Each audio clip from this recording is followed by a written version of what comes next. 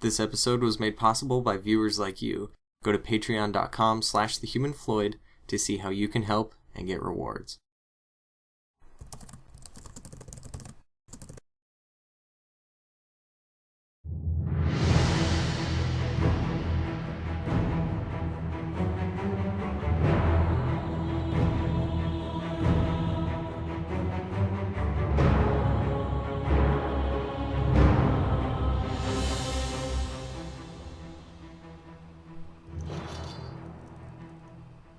Oh, welcome, Korgo.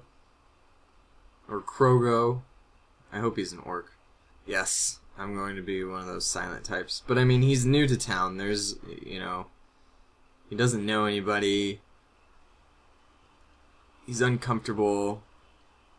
I'm going to... Oh, I don't know what that is. I was going to lean against the wall, but that looks kind of interesting. I wonder if it's like a Mages Guild ballot box. I'm just gonna pull up a chair next to this thing. Watch out, everyone, I'm gonna stab you with my knife. That's the best way to turn if you need to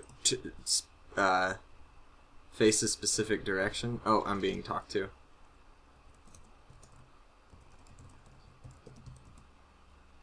I came for the lecture? Yeah, if you need to turn a specific direction, just click in that direction and make your character attack that way, and then you'll be facing where you need to face. It's good if you need to, like, lean against the wall or whatever.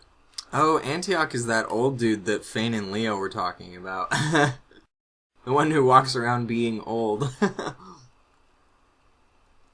So basically, my plan here is to listen to the Mages Guild lecture, and then see what kind of roleplay I can get going afterwards. Alright, so it is filling up quickly. Parsifal, the guy I ran into earlier, came and sat next to me. And he's been drawing. It looks like he's drawing a woman with his charcoal. Roll! Roll, balding man, roll! I roll in roleplay so often. It used to be embarrassing, and now I'm just used to it, and I think everybody else is too. It's a pretty decent turnout, especially considering it's a lecture. You really have to like lore and stuff like that if you're,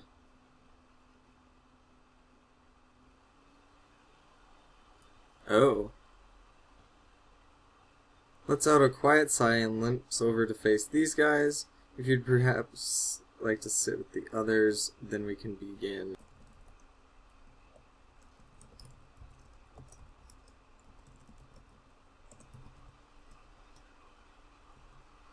Flonius does not want to piss anybody off here, so he's gonna do what is asked. I didn't know there was a specific place to sit. Maybe I'll sit in the back here.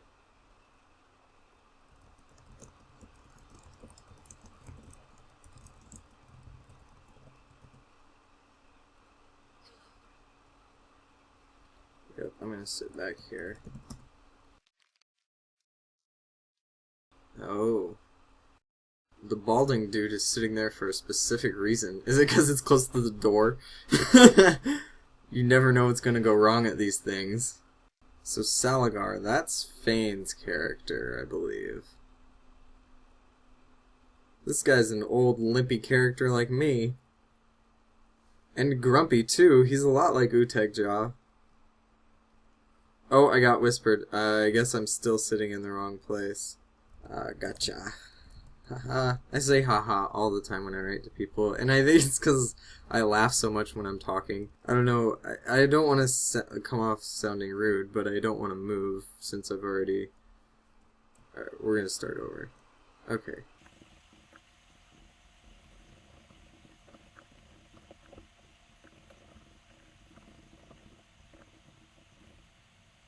Did it send? Or is it just not gonna send? You guys saw me send that, right? Yeah, there it is. Again, maybe I should try it again. Or maybe it's just really bad chat lag. Test it. No, it's not chat lag, it just didn't send to her for some reason. Or do I have whispers turned off on accident? Nope, I do not. Alright, I'll send it again. Why is it not sending? She must be appearing offline. That's the only thing I can think of.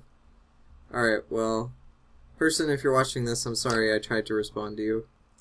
Video evidence that I tried. Okay, so, paying attention.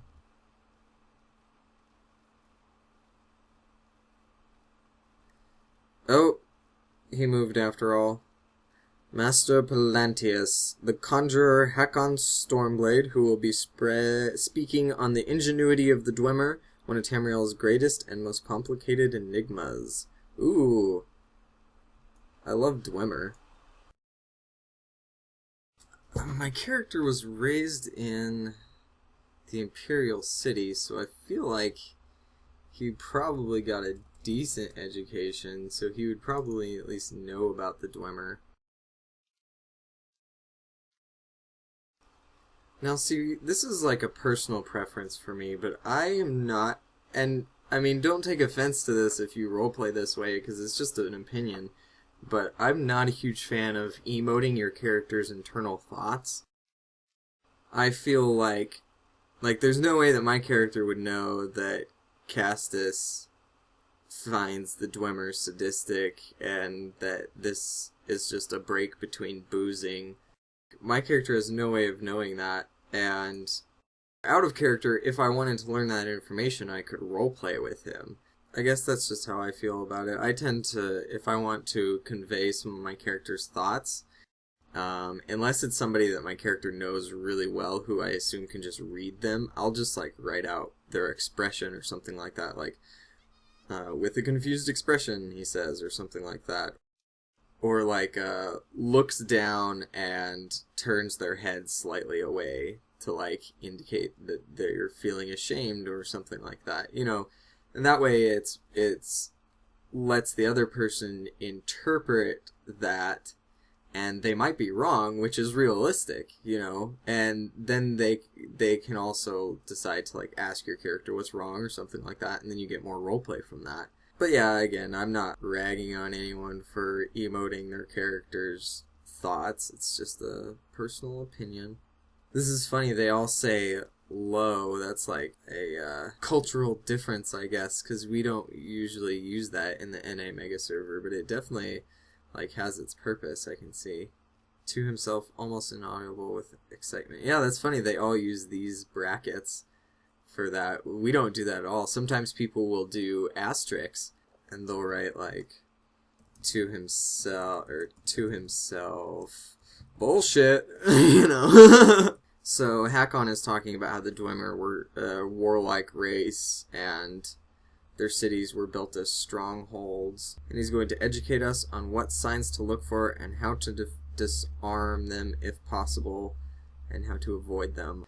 Oh, so he's creating an illusion of a Dwemer pedestal with a blue orb upon it. This is really cool. I really like this event. I know we used to have Mages Guild lectures in NA Daggerfall, but I think they might have fallen to the wayside. We should definitely do... Oh, is he going to change his mind again? No, he's just sitting back down. He looks like Poirot, the French detective. He totally looks like him. I'm going to find a picture. Oh my god, it is him. Look at that. I hope that you're a detective, mister. I really do.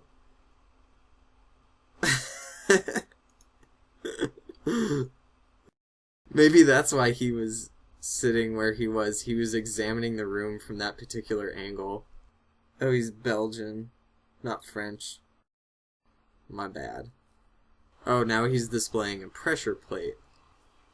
See, I think there's a lot of value in events like this that aren't necessarily, like, super exciting.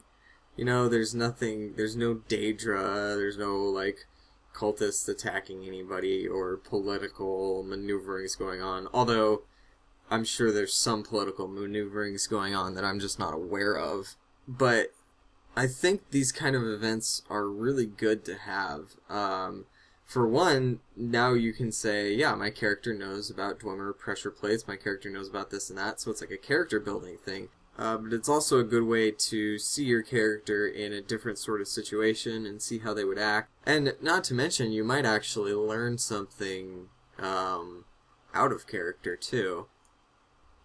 But yeah, you can see what your character is thinking and doing during this. Are they impatient? Are they really excited? Are they paying more attention to the other characters? Salagar got him a skull. Look at his pointy Breton ears.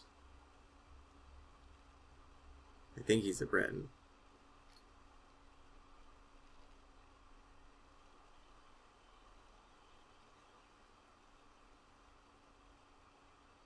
She looks like a little student. These Mages Guild people are looking good. Really like the robes. This guy's obviously more of a warrior type. At least he dresses like it. And there's the old man. The Utek Jaw of EU Daggerfall Covenant. And Poirot, here to solve the mystery. That was my best Belgian accent, I'm sorry. To solve the mystery. I don't even remember what he sounds like. It's been so long since I watched those. I never read them. I only watched the little, what was it, like PBS series or something.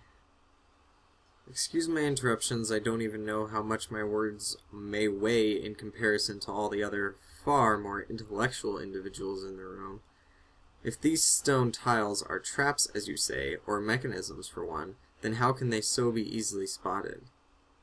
I mean, weren't the Dwemer ingenious so intellectual people far surpassing us? And then people are raising their eyebrow.